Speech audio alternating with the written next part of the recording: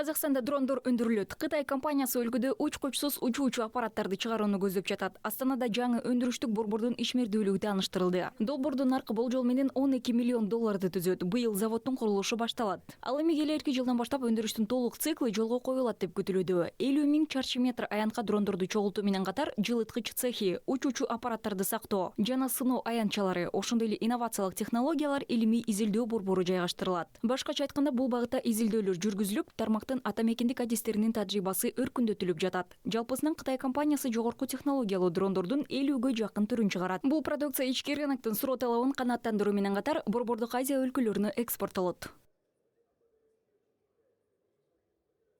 Биздин элибиз үчүн Биздин өлкө үчүн дрон өндүрүү тармагын өнүктүрүү эң маанилүү стратегиялык милдеттердин бири. Анткени бул дрондор өлкөнүн айыл чарбасында, экология тармагында, өзгөчө кырдаалдарда колдонулат. Мисалы, токой өрттөрүн, абанын жана суунун булганышын байкап, суунун деңгээлин көзөмөлдөйт. Ошондой эле тез жардам кызматтарына кооптуу аймактарды аныктоого, эвакуация иштерин координациялоого жана керектүү шаймандар менен камсыз кылууга жардам берет.